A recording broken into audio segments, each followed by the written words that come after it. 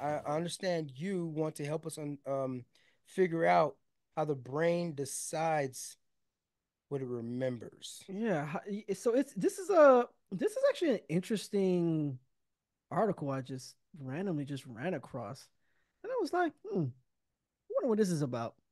So apparently there is, we're still trying to figure out just as humans, and obviously the science community, medical community, several communities are just essentially just trying to figure out how the brain functions in a lot of different ways and capacities. And one of the things that's very interesting about the brain is like how memories are captured, um, and how the brain prioritizes what it wants to remember or how it prioritizes one memory over another. Some memories you're able to capture in your mind more vividly than others. There's a lot of there's a lot of ways to look at this, but the brain is a very interesting and fascinating and complicated muscle.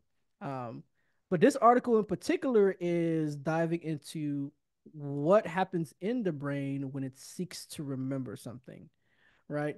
So this, I mean, this quite a bit here to kind of like get into, but I kind of want to point us towards a few key things here. So you have a neuroscientist, well, a professor of neuroscience from NYU. His name is Georgie Buzaki. Buzaki, I believe that's how I pronounce it. The crazy thing is, I practiced this a couple times before beforehand. I still got it wrong, but That was the first mistake is that's trying. yeah, right. So he actually was like kind of he's been interested in this in quite a while. He's been into like electromagnetic frequencies and all that stuff. So that's kind of been his thing in radio frequencies. So he's kind of the brain always shoots different levels of frequencies and vibrations just with the synapses and all that and how it communicates and sending different responses to different things and pain and all that stuff, right?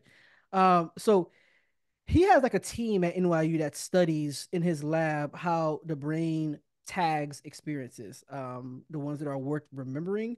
And their quick conclusion in this matter before I actually go into like explaining it. So basically, the brain does tag on different experiences. The way that it does that is by sending like these high frequency brain waves, right? That's how it tags different experiences as like something to be remembered, right?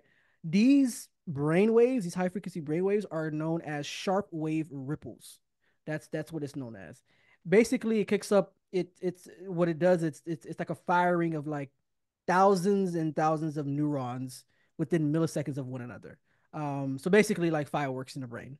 That's what it's Like when it's an event happens, yeah, like when an like, event hey, happens. remember this, remember Yeah, remember this. this. Yeah, and it's just a bunch of like a bunch Hmm. of neurons start going But it crazy. doesn't do it all the time. Apparently, it's No, just like I don't remember apparently no. everything. Yeah, apparently not. And there's probably other things that are associated with those experiences that would cause that to happen, like emotional responses, things of that nature, which I was actually going to get into. But this is essentially what they've been looking into, right? Just trying to figure out, like, what's the brain activity, like, what is the brain actually doing during these times when it's determining like this is something that should be remembered. Um, so essentially, just a little bit of context about these sharp wave ripples. They were known to be involved in consolidating memories and storing them. New research that's been conducted by his team, Georgie, and his team at NYU. Um, New research has shown that they've also it's all these shortwave ripples are also involved in selecting them as well. So pointing to the importance of these waves throughout the process of long-term memory formation. It also provides neurological reasons why rest and sleep are important in retaining information. This is why you should have good sleep and rest so that you can retain information. It actually helps with your memory. Um, so jumping ahead here. So one of the funny things he said actually, if you sleep all the time, you won't form memories. If you're awake all the time, you won't form them either. Um, you have to have these short wave ripples are also referred to as interruptions. You have to have so it's like recorded interruptions, which is interesting way to look at it, right? Um, Kind of like controlled chaos in a way, right? So, and apparently these fireworks of like all these neurons shooting off and other stuff happens during these interruptions, right? He discovered this in 1981 while listening to the brain activity of rodents through a loudspeaker. It always starts off with rodents, right? Mhm. So, um, So essentially, he was like kind of monitoring these rodents, and as they were kind of exploring their environment, kind of listening. It's wild to even think about that. But like he was like listening to the brainwaves of rodents as they were running around their environment doing whatever. He's listening to it on a loudspeaker, right? This was like in Yeah. 1981, so this technology was out for a while. But he's like just kind of listening to it, right? And after a while of like listening to it, and going through this experiment, it was like about I think he said about 9 years of research, right? All of a sudden, like he heard like a loud bang, right? Like just in the loudspeaker. He's like, "What the heck is that?" And he looked at the rodents, and they were all like sleeping, right? He was like, "Why is that even happening? Why they're asleep? That's strange." Um, so essentially, what he determined is that apparently what the brain is doing at that point in time is rehearsing, right? So it's recalling. So when you hear the word rehearsing, it's you're practicing something you're going to do, right? So like it's recalling what it was ingesting and consuming while you were awake, right? While you were moving around, recording, because your brain is always recording and consuming things. So apparently, while you're sleeping, there's like a bit of like hyperactivity happens in your brain where like it's rehearsing. So it's like, It's like it's actually that's the time where it's actually chiseling in the yeah, where it's memory. even It's like like, that. okay, this is Yeah, like I'm actually gonna. that's a good way to describe But it. like, It's a good way to why did describe he it. not like ever catch it before or Be, something? be, uh, that was actually Did they not record memories before? so that was something that was a question I actually raised too. Like throughout this whole 9 year process, why was that never something that was caught before? And it wasn't really mentioned in the article why that wasn't the case. So, which I thought was strange. Why they didn't address that? I thought that was kind of like a glaring question that some people would ask. Um, but my thing is, I think probably it was just certain times they were probably recording and listening, and they just decided maybe at some point they're like, you know what, let's listen to them like overnight or when they're sleeping or Yeah, it whatever. could be Like that thing because like could have been something they like that. didn't They didn't really consider it probably. doing a sleep study wasn't part of their like Yeah, right. hypothesis or something like that. Right. So they probably wasn't even Maybe thinking I about it don't that know. way. So until somebody like just probably was like, hey, why don't we do like Mm, some kind of sleep study and see what the brain, and then yeah, and then boom. Most people would tell you like most scientific discoveries or newer information about something that already exists happens by mistake. mhm. That's just food for thought. It's a lot of them happen by mistake. Like it's just you just stumble upon it. It's just some things you discover, but most things just happen off of just accidental discovery. Just it is what it is. So so basically, just jumping ahead, the conclusion of all of this, right? And understanding how memories are formed. Well, memories are recorded and stored through these shortwave ripples. Um, there's another professor, another neuroscientist from Brandeis University. I'm not Brandeis. Brandeis. Okay, I was Hmm. like, I definitely pronounced that right. Um, he definitely supported the study, the experiment. He also said that he actually made a good point. He was like, I'd like to see like a behavioral test kind of get followed up with this as well, just to see if like there's actual behaviors that would also encourage like certain memories to being recorded. And one of the things he did mention was like how emotion is accounted for, right? Yeah, because At it's least weird. Because some stuff I be remembering from like because for of a how you long felt time when ago. it happened. But I'm like also like, why did I remember that thing? Yeah, You know yeah, what I that mean? It's specific thing, right? Yeah, like dude, that yeah, specific thing, like it yeah, has no really like bearings to like the meaning of life or something like mm-hmm. that. But like Yeah, I remembered it. You know what I yeah, mean? Like some like yeah. weird freaking thing that like I remember this lunchbox that I had when I was in like Really? kindergarten. Yeah. That's interesting. It's Yeah, like, why am I remembering that? That has like yeah. nothing to do with nothing. Like, Nothing to do. Yeah. it's not like the lunchbox saved me from like a school shooting or something like that. Like I had it Mm-hmm. all. Nothing. It's just like it's random lunchbox. I just remember why Mm-hmm. that one? Yeah. But I can't remember where I put my keys. Yeah. Right. So I thought it was good. I thought it was a good assessment of that. Like, yeah, adding a behavioral test would definitely be interesting to see how that would how how much that would account to like this particular new finding.